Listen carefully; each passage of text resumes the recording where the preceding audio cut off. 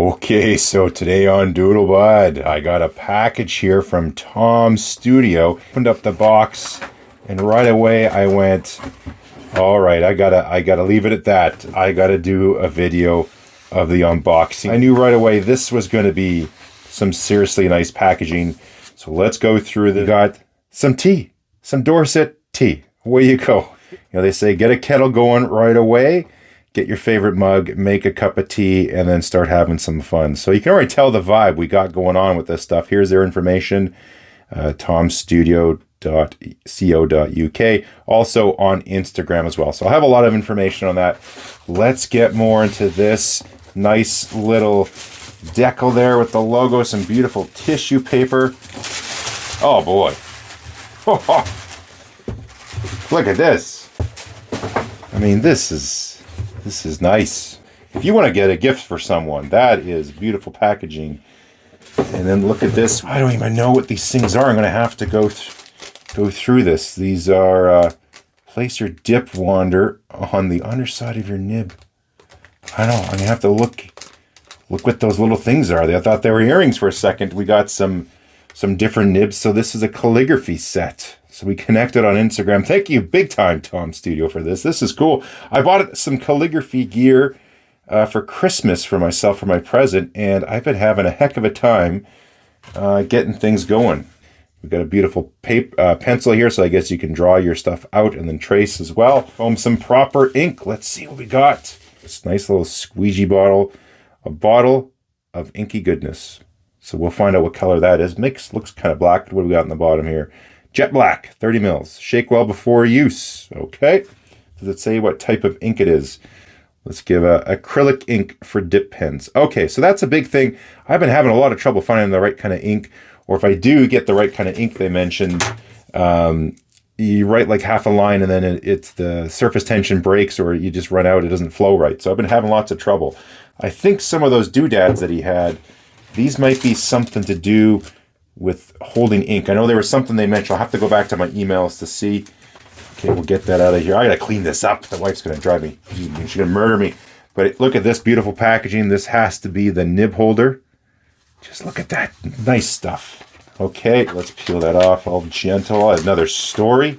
Yeah, that's what's really cool with these. So if you're lefty or righty, or you just want to do adjustments to these, I'll put a link to their Instagram and YouTube in the bottom, but they have a beautiful little video so you can adjust it. So you can adjust the tilt, because a lot with these untipped nibs on your upstrokes, it gouges into the paper. So you can lower it down, raise it however you want, go on the other side. If you're a lefty versus a righty, just adjust your angles.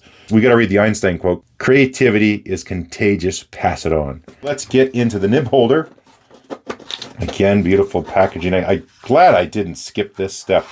Nice. There's the little Allen key to do the adjustments.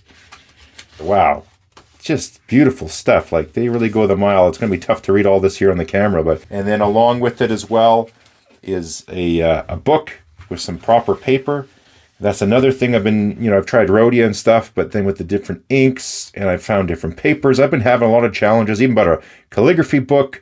We just bleed through and just the whole process of everything writing, and I kind of gave up a little bit here for a bit, and so I think it was perfect timing. So yeah, with this one, there's that adjustment for the holder, so you can flip it to the other side or adjust the angle. And yeah, it's really neat how you can put this in here. So most of the nib holders are a little bit different. So this is an oblique style, which I really like. And you can put the nib in there. So even with one nib holder, you can, gosh, the focus, you can use different size nibs. And so you'll put it in there. There's a little video they have on how to do that. I'm going to roll through that with you as well. So I'm excited to try that. There we go. Oh, we got, man, there's so much stuff in here. Okay, this is beginner's calligraphy, modern calligraphy. Okay, so again, you got some guides here to go through. So this is really like, if you want to get in calligraphy, this is a one-stop shop. So if someone wants to get into it, someone who's thinking about it, wants to try it out, this is like this, way you go get started. And then, they teach you all about the ascender lines, waistline, baseline, descender line. So I was reading that with my calligraphy book, but I got some practice sheets on here. Let's get going with this. I'm just going to do the quick and dirty and set it up and see how it works. And then I'll go through the finer details and see what we can do. I'm pretty pumped about this. Okay, just gonna clean up the workspace here. Gonna put this into recycling. Gonna pop these into the compost. And yeah, thanks again, Tom Studio, for just, thinking about this stuff. Just takes a little extra time and you can still be environmentally sound and not have it cost you a bunch for packaging, which is stuff that's thrown away. So good job. Okay, so it's just ready to get this thing going. Then I had a quick idea. Check this thing out. So this is a box a good friend got for me, Alex. Wouldn't this be perfect if this fit in there?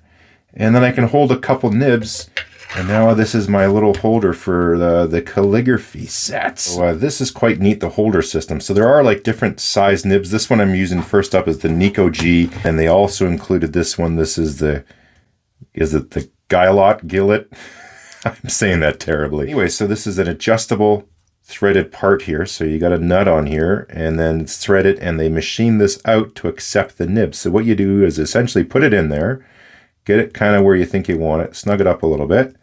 Okay, it's sort of snug, right around there, let's say.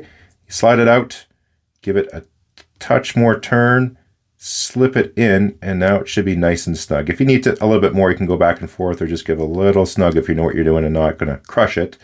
And now you're in there. And so then the cool thing also is adjustable. So we got the Allen keys here, and we got this little screw that's inside, probably like a set screw or something like that. And well, let's just take it out and see. It's most likely a set screw. Yes, it's a set screw. So that just holds this part into here. Oh, and that's good stuff. Got to double check this stuff. And it's going in at an angle. And look at that. The set screw matches that angle, so we have a nice flat on there. Okay, back to the setup here. Okay, we got some nice machining. Pop that in. Okay, so I got the nib set in there and properly tightened. One thing you gotta watch out for, if you over tighten that, you're gonna squish this, and then what happens is the tines are gonna go like that. So, make sure you're not too tight on there. Check it with a loop just to make sure you didn't over snug it. Then what you do is you can adjust that set screw to get the right writing angle, because as you know, with these nibs untipped on your upstrokes, they can dig into the paper. So I'm just gonna mess around here. And I'll just adjust it to sort of where I think I will use it and it feels sort of comfortable. So I'll just kind of put it on here a little bit. I think something like that for me. Snug it up on here. Okay, got everything set up the way I want. This is that One Dip Wonder, I think they're called. So I wasn't 100% sure which way it goes in, but I checked the Instagram. If you want a proper Instagram account and you want to see what it looks like, go to Tom's Studio. So I'm just going to put it in. I think it's sort of like this here. Might flip on, you might have to fiddle around with it. Of course, doing it on camera is almost impossible. Okay, so there we go. Did that off camera, much easier. So I think it's just gonna be somewhere around there. So essentially the magnet's holding it in place. You got the spring. This is gonna sort of act like a feed and accumulate ink. So everything's ready to go. I might just play with positioning a little bit, but they say like underneath the vent hole. So I think I'm pretty darn close, somewhere in that ballpark. We'll play around and let's dip it up, see what we can do. So here I grabbed a little container to put some ink in, just to make it a little bit easier to work with so I can dip it. And I'm just going to give it now. You can already see I'm having some issues getting a proper amount of ink onto the nib. But I'm just going to roll through, try to just draw some random things I'm coming up with. Sunset is a word I always like to do. Here's some nice little figure of eights, just seeing what this is all about. I do like how the nib can rotate to the angle. I like nothing grabbing or poking. And I thought I'd just quickly do my best amateur hand at drawing out Tom's Studio. Again, thanks so much for sending this stuff to me. But I thought, let's look at this book. Let's go through, see what they have to say, because I have no clue what I'm doing. So it goes through, it shows you just some getting started, how to hold the nib holder, the different parts of it as well, the different nibs, a whole bunch of terminology, as you can see there in the book. And then we got some basic strokes. So this isn't a normal type of writing style you do. There's a huge difference between cursive and calligraphy. Here's some letters you're going to go through. It shows you the order and where you start, where you finish, which is really, really handy. So I have a huge book. It's massively thick. This is just kind of quick and simple and to the point. You can see here they talk about connecting letters. There's some basic strokes with that. It's a little bit trickier than you think. You can do the alphabet as well, and then some common letters that go together. And then also, to top it off, some practice phrases and our good old favorite, quick brown fox. Look how fancy it can look if you know what you're doing. So this will be my attempt to write the word practice phrases, and you're going to see this is going to be absolutely terrible. It's really, really, really tricky, and I pretty much realized instantly after writing this, I'm going to have to actually step up and learn what calligraphy is all about. So that's what I'm going to do, a little preview in this video on just what you got to do to get started with it. There's all sorts of strokes you have to do, and just look how terrible mine are. I promise you it does get better. So I abandon this and I go and set up my page here. I don't know why I'm doing this with a pencil. I thought this might help me with guidelines. I ended up getting some better paper that you'll see as well. I had trouble looking through, but I thought let's just start with the basics and do these simple downward strokes. And this takes a lot of time. I'm condensing several hours of footage over weeks and weeks of doing this. This is my first go. That is the toughest stroke, is that upward stroke. It's really, really tricky to get that sucker straight versus how you're normally used to doing it with your hand. But you have over sweeping turns and under sweeping ones. These are not the correct terms. They're all in the manual. You can learn all about it as well. And you're just going to go through and learn these basic strokes, because you're essentially building the foundation, the building blocks that all the characters are built in. And as I ended up learning, I ended up doing a live Zoom with Gemma. We did a Zoom call together where she's going to teach calligraphy. You got to learn these basic building blocks, and then you can form the letters. And what's sort of neat is if you know one stroke but can't remember how you join it to the next one or the next letter or what you do next, you essentially just stop. So if I knew how to do that downward loop but didn't know how to connect that to the L, you stop, and then you can essentially go back or think about how you're going to do it, where your hand's going to go, where you're going to lay it out, and then go ahead and connect letters as well. So I thought, okay, I got some basic strokes. Let's start off with the alphabet. Let's do some characters. So we're going to start with A, and I'm just going to work through and do all of these. Again, I think probably in total, I've spent maybe 8 hours or so. Actually, probably more now that I think about it, working on these characters. I even took my vintage flex pen. That's my OMAS pen that I took. I went on a ferry ride. I brought my little Pelican 140 with me at one point. Had about an hour and a half ferry ride trip. So I thought, let me just bring the book. It's a little bit more portable than the nib holder and dipping the ink and all that, and would practice my calligraphy strokes that way. And then I thought, okay, let's try this a little bit more. Let's get used to all the characters. Let's start writing something now. I felt a little bit more confident as time went on. I'd practice a few hours here, a few hours there. But then you got to find some motivation. You got to think of something to write. And I found a little internal motivation. This was quite pleasurable to write this. I just kept writing Putin is a turd over and over and over again. And I got quite efficient and effective at writing that as well. I finally got some tracing paper, so some layout paper that can go over top. I thought that you would rip through this stuff. I've seen people use this on Instagram, but I wasn't sure how it worked. When I did the call with Gemma, she mentioned that to me. And I found that this whole process really takes time. You have to be in the right mindset. I totally understand the T now.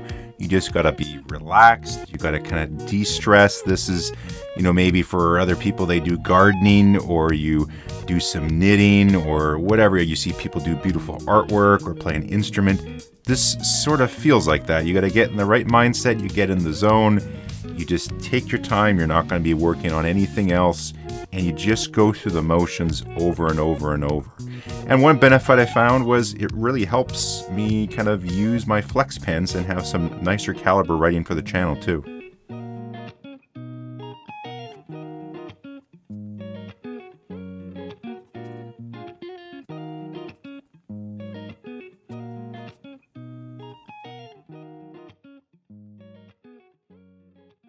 So big thank you to Gemma and Tom from Tom's Studio. There's a lot more to this calligraphy deal than I originally thought. I thought I'll just pick the stuff up, check the characters, and presto, an hour later, I'm a calligrapher. Turns out, not even close. I'm still having trouble learning how to properly just dip it, just perfectly in the basic strokes. So it does take a lot of work. If you want to see how it's really done, check out their website at Tom's Studio. Also, their Instagram profiles, Tom Studio and Gemma Miley as well. And leave any comments, questions you have down below. I don't think I'm going to become a professional calligrapher by the time this is all done. I see just how much it takes to get familiar with this, let alone good. But I do realize it has improved my ability with my regular fountain pens as well. So the course is coming up, the Zoom call I did with Gemma on how to get started with calligraphy, how to do it, the basic strokes. Check that out either if you want to start calligraphy or if you just want to learn some basic strokes to help improve your penmanship overall in using regular fountain pens. There's some nice flexy nibbed ones as well. Again, questions, comments below. Hit subscribe if you haven't. Thank you for watching. We will catch you next time.